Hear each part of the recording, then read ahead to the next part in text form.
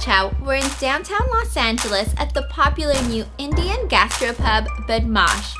Executive chef Pawan Mahendro and his two sons, Nakul and Arjun, have put together their talents to create a new take on Indian cuisine, combining a respect for tradition with a dose of contemporary flavor. We're chatting today about how they came up with the food, drinks, and style that is uniquely Badmaash. So, can you start us off with what we're drinking today?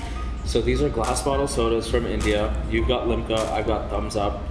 Thumbs Up is India's Coke. So it's a cola that finishes with like a cardamom herbaceousness about it. It's really refreshing. Limca is a bitter lime drink, and to quote my brother, it tastes like Smirnoff Ice with no vodka. Ice. Wow. Really? That's not my drink. Perfect. Yeah, that's what it is. Well, cheers. Cheers. Cheers. There you go. So can you tell us how you guys came up with the concept for this restaurant? Okay, to put it as nicely as possible, we're pretty angry that we were angry that there wasn't a cool option for Indian food. Mm-hmm. You could go have Thai food and it's cool, and they're young people and they're professionals or they're creatives, and they're going out to these great restaurants and having this great food from a certain part of the world. And Arjun and I just basically wanted an Indian restaurant to go to, because we hate going to the other ones where it's like burgundy and brown and a bunch of like gods all over the place. We don't want to take a hot date there, so we decided to fill that void. Our foundation for writing this menu was to remove the stigmatism of it's Indian food, it's scary. If we go, it's going to be buffet. We're only going to order what's that thing called? The tiki masala and naan bread. So we wanted to, and no offense to anyone, it's no one but it's our community's fault, but we wanted to take that scariness away and make Indian food approachable. So instead of having 3,000 items on a menu, we picked the 6 most popular traditional items. Okay. And instead of writing the menu in Hindi, we've written it in English. So you can order a papri chaat, which is not something you typically find in a restaurant. It's Indian street food. So it's down to earth. It's approachable already.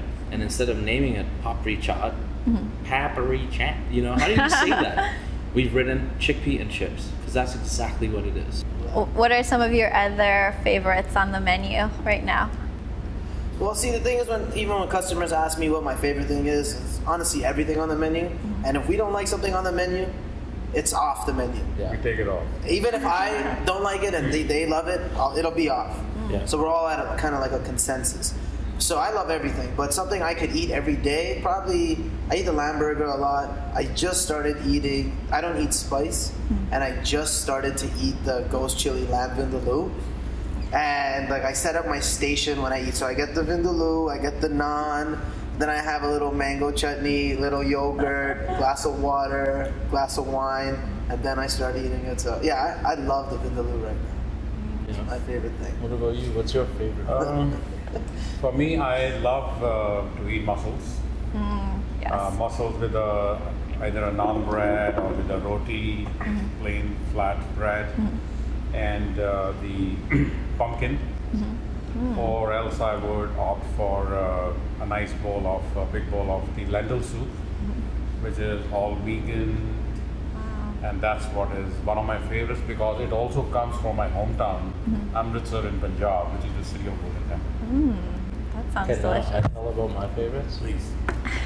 Pork belly, hands down, top of the list. I'm just gonna give you ad-libs.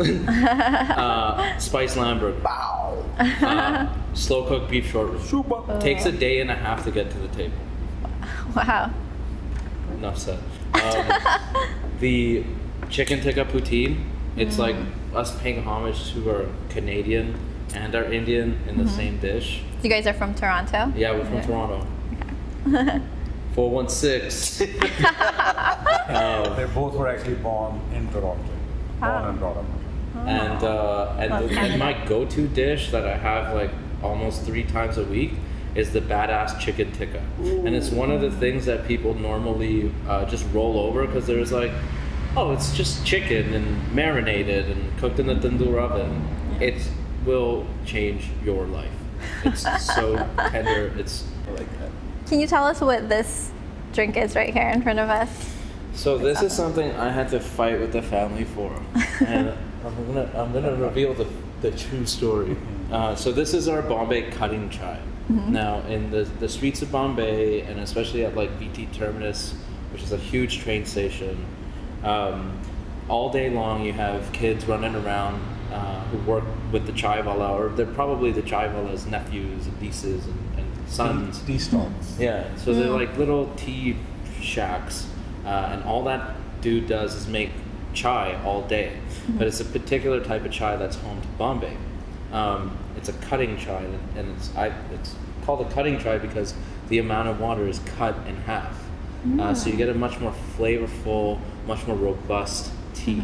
And all it is black tea, whole milk, tiny bit of water, and it's spiced with cinnamon, cardamom, and ginger. And we make it the same way they make it in India. Now, we knew we were going to do a masala chai, but in terms of service, this caddy is actually how they service it. Oh, wow. And you'll have kids running around, or the chai valas running around holding one with maybe two on this arm and holding another one. And they don't have time to fool around. There's too many people in the streets of Bombay for you to say, can I have it without sugar? It doesn't work. You pick one up, you put a few rupees in his pocket, and then it's like a phenomenon. There's designated spots that don't have any signs, but you would just finish this and then leave the glass where everyone else leaves it. And this is something that has been going on for like hundreds of years. Oh, awesome. Right. So this is like an authentic, like from the chai wala, is that they're called? Very cool. When we drop this off at Indian tables, they start clapping. There are people who have hugged Arjun and I because they're like, you've taken me back to my college days. Awesome. And then last question, your name is Badmaash. Badmaash. How do you pronounce it? You say it part of being a Badmaash is saying Badmaash how you want to. Okay. So, yeah. Can you tell what does it mean? It basically, so like a lot of Hindi words, it doesn't translate to English in one word. So Badmaash means like naughty, rascal. That guy's a Badmaash. You three? Yeah, someone who's like deliberately against the grain, someone who always refuses to listen to others and just does things their way. So basically, to sum it all up, Badmaash means badass. And that's why we are a badass Indian gastropub. Yeah. Perfect. All right. Well, thanks so much, you guys. Cheers. Cheers. Thank you so much. Cheers. Thank you.